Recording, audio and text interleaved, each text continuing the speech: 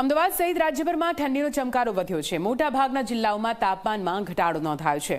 Western disturbance અને તેના કારણે માવઠા બાદ ઠંડી વધી અનેક જિલ્લામાં 2 થી 3 ડિગ્રીનો ઘટાડો નોંધાયો છે। ઠંડી વધતા વહેલી સવારે તાપણું કરતા દેખાયા લોકો।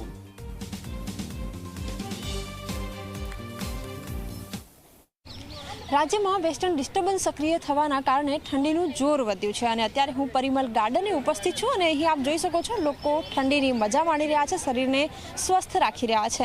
મહત્વની વાત એ છે કે મોટાભાગના જિલ્લાઓનું જે તાપમાન છે એમાં 2 થી 4 ડિગ્રીનો ઘટાડો થયો છે અને આ જે ઘટાડો છે એ જે ઠંડીનો ચમકારો છે એના કારણે જે ઠંડીએ જોર જમાવ્યું છે। સાથે જ આગામી 48 કલાક બાદ તાપમાનમાં વધારો થશે અને ઠંડીનું જોર ઘટશે। જો કે જે લોકો ગાર્ડનમાં આવી રહ્યા છે એમની સાથે વાતચીત કરીશું, એમને પૂછીશું। અચ્છા, આપ જણાવો, આજે ઠંડી ખૂબ સારી છે, આપ ગાર્ડને આવ્યા છો, કેવો અનુભવ? ઠંડી તો છે વધારે, બટ અહીંયા થોડીક ફિઝિકલ એક્ટિવિટીઝ કરીએ કે થોડુંક આમથી આમ ચાલીએ તો ઠંડી ઓછી લાગે, એટલે સારું છે। ઠંડી લાગે સવારે બટ ઠીક છે, સહન થાય એવી છે। જે લોકો રોજે ફિઝિકલ એક્ટિવિટીઝ કરતા એના માટે ઠીક છે। અચ્છા, આપ ગાર્ડને આવ્યા અને બીજી તરફ સવારનો જે સમય હોય છે ખૂબ એનર્જેટિક હોય છે, શું બેટર લાગે છે, એક્સરસાઇઝ કરવી કે કેમ?